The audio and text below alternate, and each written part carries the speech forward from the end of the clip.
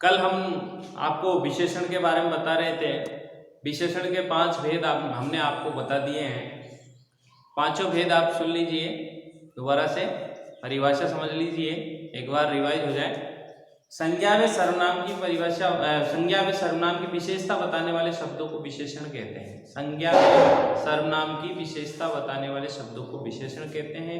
इसके 5 भेद मैंने आपको बताए हैं। नंबर 1 गुणवाचक विशेषण, जिसमें गुण, दोष, स्थिति, दशा, आकार, रूप, रंग आदि की विशेषताओं का विवेचन किया जाए, वो गुणवाचक विशेषण होते हैं। संख्यावाचक, जिसमें संख्या का बोध हो, जैसे गणनावाची जो शब्द होते हैं 1, 2, पहला, दूसरा, ये। और इसके 2 भेद मैंने आपको बताया, निश्चित और अनिश्चित। या निश्चित में फिक्स होता है, निश्चित संख्याएं होती है, अनिश्चित में अनिश्चित संख्याओं का बोध होता है, कुछ थोड़ा अधिक, ऐसे शब्द आते हैं। और इसके बाद परिमाणवाचक, परिमाणवाचक का मतलब होता है नाप तोल, नाप और तोल। नाप तोल में उसमें भी 2 भेद मैंने आपको बताया, निश्चित और अनिश्चित। निश्चित में निश्चित तोल होगी, निश्चित नाप होगी, अनिश्चित में निश्चित, अनिश्चित तोल और अनिश्चित नाप होगी। इसी प्रकार अगला जो मैंने बताया था आपको, संकेतवाचक या सार्वनामिक विशेषण। संकेतवाचक वे सर्वनाम शब्द जिनका प्रयोग विशेषण के रूप में किया जाता है, वे संकेतवाचक विशेषण कहलाते हैं। और इसके पश्चात हमने एक विशेषण और पढ़ा, व्यक्तिवाचक विशेषण। व्यक्तिवाचक संज्ञाओं से निर्मित, व्यक्तिवाचक संज्ञाओं से निर्मित विशेषण शब्दों को हम सार्वनामिक विशेषण या व्यक्तिवाचक संज्ञाओं से निर्मित विशेषण शब्दों को हम व्यक्तिवाचक विशेषण कहते हैं। जैसे कि व्यक्तिवाचक संज्ञा जयपुर है, जयपुर से हमने पढ़ा जयपुरी जूती। जोधपुर, जोधपुर से जोधपुरी या जोधपुरी भुजिया या बीकानेरी भुजिया। यानी व्यक्तिवाचक संज्ञाओं से निर्मित विशेषण शब्दों को हम व्यक्तिवाचक विशेषण कहते हैं। अब हम आपके सामने अन्य चीज जो प्रस्तुत करने जा रहे हैं वो है आपकी विशेषण की अवस्थाएं। विशेषण की अवस्था देखिए, विशेषण की मुख्य रूप से 3 अवस्थाएं होती हैं। नंबर 1 मूलावस्था, नंबर 2 उत्तरावस्था, नंबर 3 उत्तमावस्था।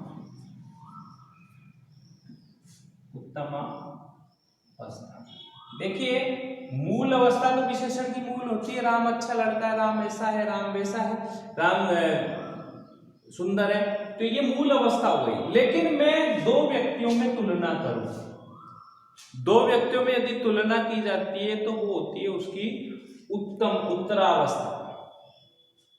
यानी कि राम मोहन से अच्छा है, ये तो राम अच्छा लड़का है,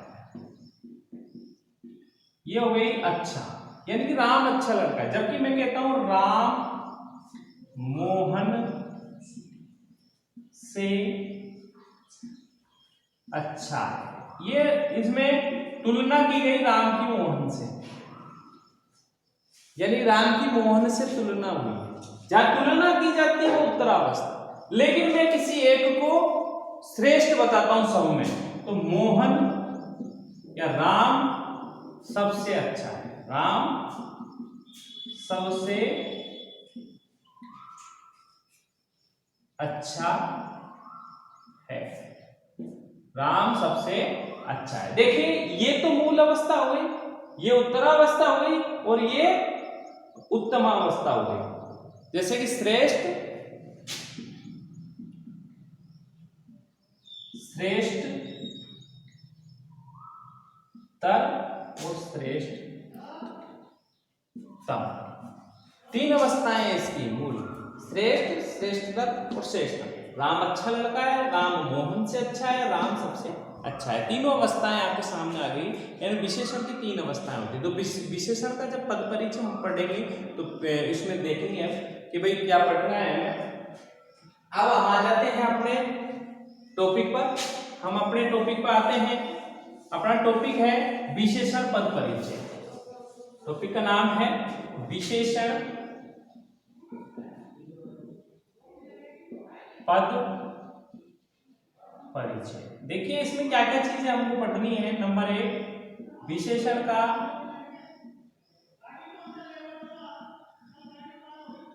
प्रकार, विशेषण का प्रकार अवस्था सहित, अवस्था सहित। नंबर 2 लिंग बे वचन। नंबर 3 कारक। नंबर 4 क्रिया के साथ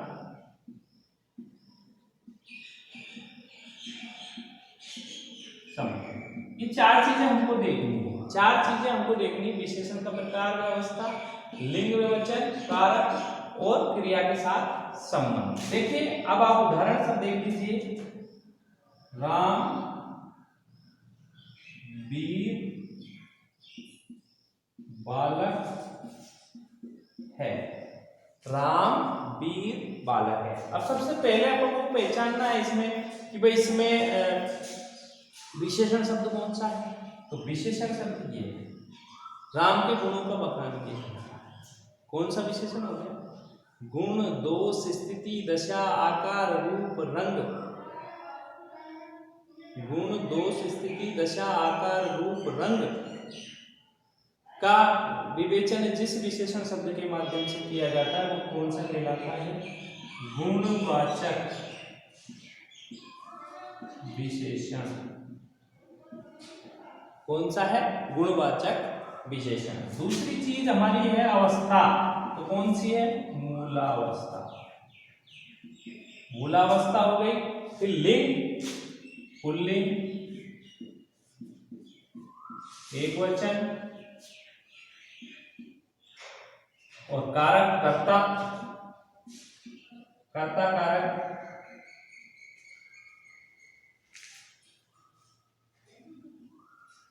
और इसमें विशेष और लिखेंगे अपन। विशेष को राम, विशेष क्या है? राम। क्रिया के साथ क्या संबंध है? क्रिया का कर्ता का, क्रिया का कर्ता का। ये सारी चीजें आपको लिखनी। गुणवाचक विशेषण है, मूल अवस्था है, पुल्लिंग है, एक वचन है, कर्ता कारक है, विशेष है। राम, राम क्या है? विशेष है।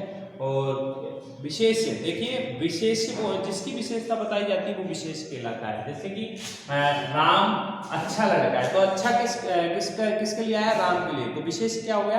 राम हो गया। तो इस प्रकार हमारा विशेषण पद परिचय समाप्त। अब हम अगला पढ़ेंगे क्रियापद परिचय। क्रियापद परिचय।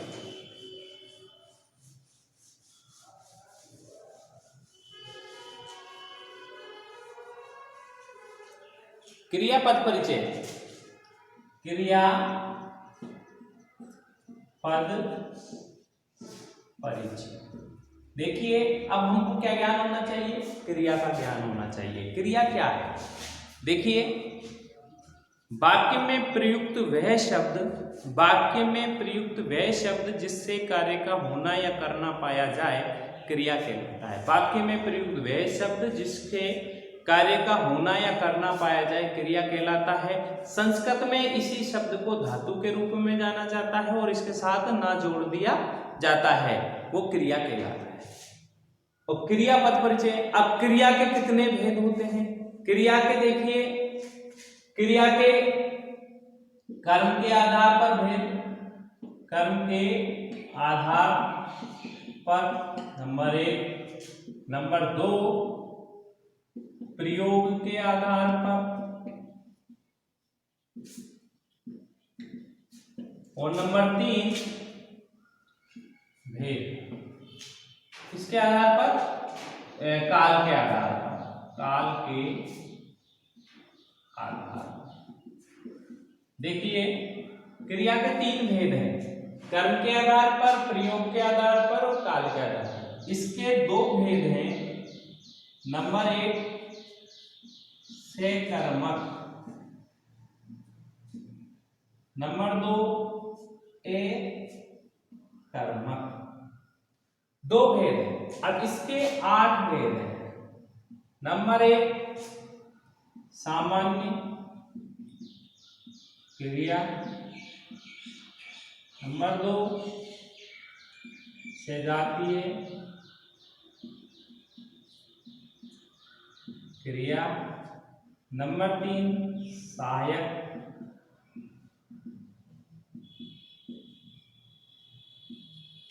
क्रिया। सामान्य क्रिया, सजातीय क्रिया, सहायक क्रिया। नंबर 4 पूर्वकालिक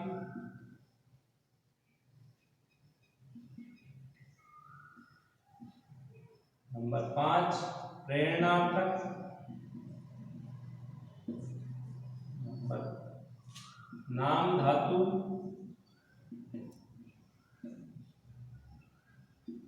कृदंत क्रिया। और नंबर 8 है संयुक्त क्रिया। देखिए सामान्य क्रिया, सजातीय क्रिया, सहायक क्रिया, पूर्वकालिक क्रिया, प्रेरणात्मक क्रिया, नाम धातु क्रिया, कृदंत क्रिया और संयुक्त क्रिया। ये 8 भेद है। 1 2 3 4 5 6 7 और 8। ये प्रयोग के आधार पर या रचना के आधार पर क्रिया के भेद हैं और काल के आधार पर क्रिया के 3 भेद हैं। वर्तमान काल क्रिया, नंबर 2 भूतकाल क्रिया,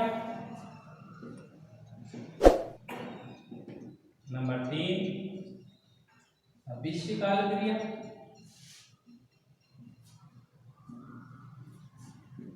देखिए क्रिया के जो भेद हैं, सबसे पहले कर्म के आधार पर, दूसरा प्रयोग के आधार पर, तीसरा काल के आधार पर। कर्म के आधार पर क्रिया के 2 भेद हैं, सकर्मक और अकर्मक। प्रयोग के आधार पर क्रिया के 8 भेद हैं, सहायक क्रिया, सजातीय क्रिया, सामान्य क्रिया, संयुक्त क्रिया, पूर्वकालिक क्रिया, प्रेरणात्मक क्रिया, नाम धातु क्रिया, कृदंत क्रिया। और काल के आधार पर क्रिया के 3 भेद हैं, वर्तमान काल क्रिया, भूतकाल क्रिया और भविष्यकाल क्रिया। सबसे पहले हम पढ़ेंगे सकर्मक या अकर्मक। ये कर्म के आधार पर क्रिया। कर्म के आधार पर क्रिया के 2 भेद हैं, सकर्मक क्रिया और अकर्मक क्रिया। सकर्मक क्रिया देखिए जहां कर्म उपस्थित हो, जहां वाक्य में कर्म उपस्थित हो तथा क्रिया का फल कर्म पर पड़े, सकर्मक क्रिया कहलाती है। जहां वाक्य में देखिए सकर्मक के भी 2 भेद होते हैं, एक कर्मक और द्विकर्मक। सकर्मक जो क्रिया है उसके 2 भेद हैं, एक कर्मक क्रिया और द्विकर्मक क्रिया। एक कर्मक क्रिया में जहां एक कर्म उपस्थित हो, द्विकर्मक क्रिया जहां पर द्वि यानी कि 2 कर्म उपस्थित हो, द्विकर्मक क्रिया कहलाती है। देखिए उदाहरण समझ लो। सबसे पहले तो आप परिभाषा समझें। जहां वाक्य में कर्म उपस्थित हो तथा क्रिया का फल कर्ता पर लेकर पढ़कर कर्म पर पड़े, सकर्मक क्रिया होती है। और जहां वाक्य में एक कर्म की उपस्थिति हो, एक कर्मक, जहां वाक्य में 2 कर्मों की उपस्थिति हो, द्विकर्मक क्रिया होती है। देखिए उदाहरण समझ ले। राम विद्यालय जाता है, तो ये जो क्या है, एक कर्मक क्रिया। क्या है ये? एक कर्मक क्रिया। ये इसका कर्म है, विद्यालय। क्या है? विद्यालय। राम पुस्तक पढ़ता है, ये क्या है? एक कर्मक क्रिया। यानी कि पुस्तक क्या है? कर्म। राम ने पुस्तक को पढ़ा। किसको पढ़ा? पुस्तक को। कर्ता ने कर्म को। तो ये पुस्तक क्या है? कर्म है। और यहाँ एक कर्म है, इसलिए इसको एक कर्मक क्रिया कहते हैं। जबकि 2 कर्म जब कहीं आ जाए, जैसे कि अध्यापक छात्रों को भूगोल पढ़ाते हैं, तो कितने कर्म हो गए? छात्र और भूगोल, 2 कर्म हो गए। इसलिए इसमें क्या हो गए? द्विकर्मक क्रिया।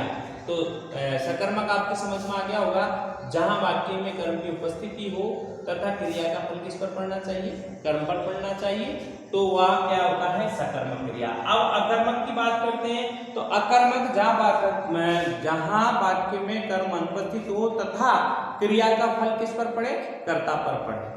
जहां वाक्य में कर्म अनुपस्थित हो तथा क्रिया का फल कर्ता पर पड़े, वे अकर्मक क्रिया होती है। यानी कि अकर्मक क्रिया, एक नोट लगा करके आप लिख सकते हैं, नोट यानी कि देखिए, मानवीय स्वाभाविक क्रियाएं हमेशा अकर्मक होती हैं। मानवीय स्वाभाविक क्रियाएं जैसे सोना, उठना, बैठना, नहाना, यानी ऊँघना, कुछ भी मान लो, मानवीय स्वभाव, मानव के स्वभाव की जो क्रियाएं हैं, जो स्वाभाविक क्रियाएं हैं, वो सब क्या होती है, अकर्मक होती है। जैसे राम सोता है, तो ये सोना क्रिया क्या है, अकर्मक। जैसे राम हंसता है, ये क्या है, अकर्मक। यानी कि इनमें कर्म की अनुपस्थिति है और डायरेक्ट फल किस पर पड़ता है, कर्ता पर पड़ता है। क्रिया का फल किस पर पड़ रहा है, कर्ता पे पड़ रहा है, इसलिए ये क्रिया क्या है, अकर्मक है। अब दूसरा पॉइंट हमारा आ गया, उस पर आ जाइए। दूसरा जो पॉइंट है वो है क्रिया का प्रयोग के आधार पर भेद। क्रिया का प्रयोग के आधार पर 8 भेद होते हैं। सामान्य क्रिया, यानी कि वह क्रिया जो वाक्य में सामान्य रूप से प्रयोग में लाई जाती है, सामान्य क्रिया कहलाती है। जैसे कि राम जाता है, राम खाता है, राम सोता है, राम उठता है, राम बैठता है, जो भी क्रिया है वो सामान्य क्रिया। सजातीय क्रिया, यानी कि कर्म और क्रिया दोनों ही एक धातु से निर्मित हो, वे सजातीय क्रिया कहलाती है। जैसे भारत ने लड़ाई लड़ी, भारत ने लड़ाई लड़ी, यानी कि ये लड़ाई कर्म है और लड़ी ये क्या है, क्रिया है। तो ये एक ही धातु से बने हैं, लड़ाई और लड़ी दोनों एक धातु, तो ये क्या हो गई, सजातीय क्रिया। सहायक क्रिया, देखिए हेल्पिंग वर्ब जिसे कहते हैं, हम अंग्रेजी में हेल्पिंग वर्ब का प्रयोग करते हैं, यानी कि जिस शब्द से वाक्य में काल का पता चलता है उसे हम सहायक क्रिया कहते हैं। जैसे राम पढ़ता है, तो ये है शब्द जो आया है वो क्या है, सहायक क्रिया। क्या है, सहायक क्रिया। जैसे राम पढ़ता था, तो था शब्द किसके लिए आया है, वो सहायक क्रिया है। तो ये सहायक क्रिया होगी। पूर्वकालिक क्रिया, देखिए पता चल रहा है, यानी वाक्य में दो क्रियाएं हैं, जहां वाक्य में प्रयुक्त 2 क्रिया हैं और एक क्रिया पहले संपन्न हो रही है और एक क्रिया बाद में संपन्न हो रही है। तो पहले जो संपन्न होती है उस क्रिया को हम पूर्वकालिक क्रिया कहेंगे। जैसे राम पढ़कर सो गया, राम पढ़कर सो गया, राम पढ़कर सो गया। जिस अभी सामान्य रूप से पहचान की दृष्टि से आप समझ लें कि जिस क्रिया के साथ कर शब्द का प्रयोग होता है वो पूर्वकालिक क्रिया होती है। जिस शब्द के साथ कर शब्द का प्रयोग होता है वो पूर्वकालिक क्रिया होती है। जैसे राम नहाकर विद्यालय गया, क्या हो गया, ये राम नहाकर विद्यालय गया, ये कर शब्द आया है, तो ये क्या हो गया, कर शब्द, ये हो गई पूर्वकालिक क्रिया। जो क्रिया पूर्व में संपन्न होती है उसे पूर्वकालिक क्रिया कहते हैं, जिसके साथ कर शब्द जुड़ा हुआ होता है, पहचान ले आप। 5वां हमारी प्रेरणार्थक क्रिया, वह क्रिया, वाक्य में प्रयुक्त वह क्रिया, वाक्य में प्रयुक्त वह क्रिया जिसको कर्ता स्वयं ने करके किसी दूसरे से करवाता है, प्रेरणा दे करके करवाता है, वो प्रेरणार्थक क्रिया कहलाती है। जैसे कि सरपंच ने तालाब बनवाया, इसमें बाया शब्द का प्रयोग होता है। सरपंच ने तालाब बनवाया, सरपंच ने क्या बनवाया, तालाब। तो बनवाया, सरपंच ने बनाया तो नहीं, करता कौन है, सरपंच, लेकिन उसने बनवाया। अध्यापक ने छात्रों से गृह कार्य करवाया, अध्यापक ने छात्रों से गृह कार्य करवाया। तो ये बाया शब्द जिसके साथ जुड़ता है वो होती है हमारी प्रेरणार्थक क्रिया, यानी कि कर्ता कार्य को स्वयं नहीं करता है, किसी दूसरे से करवाता है तो वो प्रेरणार्थक क्रिया होती है। अब आपका आता है नाम धातु क्रिया। नाम धातु क्रिया संज्ञा, सर्वनाम, विशेषण शब्दों से निर्मित क्रिया शब्दों को हम नाम धातु क्रिया कहते हैं। जैसे आप कोई से भी संज्ञा हो, उस संज्ञा से आप कोई क्रिया का निर्माण करते हैं तो वो नाम धातु क्रिया कहलाती है। अगला आता है कृदंत क्रिया। देखिए सभी क्रियाएं कृदंत होती है, सभी क्रिया कृदंत होती, क्योंकि धातु के साथ ना जोड़ने के पश्चात ही क्रिया बनती है, और जिन क्रियाओं के साथ ना जोड़ा जाता है वो कृदंत क्रिया होती है। तो धातु के साथ ना जोड़ेंगे तो क्रिया बनेगी, तो इस प्रकार सभी क्रियाएं कृदंत होती है। तो धातु के साथ ना जोड़ना यानी किसी भी शब्द के साथ ना जोड़ना कृदंत क्रिया कहलाती है। अब संयुक्त क्रिया, संयुक्त क्रिया है वाक्य में प्रयुक्त दो क्रिया, वाक्य में प्रयुक्त दो क्रिया जिसमें एक क्रिया से दूसरी क्रिया का भाव प्रकट होता है। जैसे आप उदाहरण के लिए राम ने खाना, ऊपर आएगा, जैसे राम ने खाना खा लिया, तो ये लिया शब्द जो आया है वो है संयुक्त क्रिया।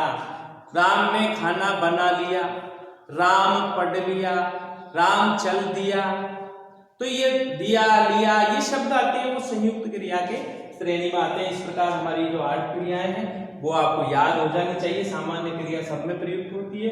सजातीय क्रिया जो यानी कि एक कर्म और क्रिया के एक ही धातु हो तो वो सजातीय क्रिया होती है। सहायक क्रिया यानी कि जिससे हमें काल का पता चलता है सहायक क्रिया होती है, और जो क्रिया पूर्व में संपन्न हो जाती है उसे पूर्वकालिक क्रिया कहते हैं। जिस क्रिया को प्रेरणा देकर करवाया जाता है प्रेरणार्थक क्रिया होती है, और जो संज्ञा, सर्वनाम, विशेषण से निर्मित क्रिया होती है उसे नाम धातु क्रिया कहते हैं, और जिनके साथ ना का प्रयोग होता है वो कृदंत क्रिया होती है, और जिन क्रियाओं के साथ लिया, किया, कर लिया ऐसे शब्दों का प्रयोग होता है वो संयुक्त क्रिया कहलाती है। अगला जो टॉपिक है वो है काल के आधार पर। देखिए काल के आधार पर क्रिया कब संपन्न हो रही है तो उसके आधार पर क्रिया को 3 भेद हैं। जैसे टेंस होते हैं आपके, काल होते हैं प्रेजेंट, पास्ट, फ्यूचर, यानी कि वर्तमान काल, भूतकाल और भविष्य काल। और जैसे वर्तमान काल में संपन्न होने वाली क्रिया वर्तमान कालिक क्रिया कहलाएगी, भूतकाल में संपन्न होने वाली क्रिया भूतकालिक क्रिया कहलाएगी, और भविष्य काल में संपन्न होने वाली क्रिया भविष्यकालिक क्रिया कहलाएगी। तो ये क्रिया का जो टॉपिक है वो अच्छे से पढ़ें, समझें, इसका आप स्क्रीनशॉट ले सकते हैं और समझ सकते हैं, अपनी पुस्तक में यानी अभ्यास पुस्तिका में इसको लिख सकते हैं। धन्यवाद। अगला टॉपिक हम कल पढ़ेंगे।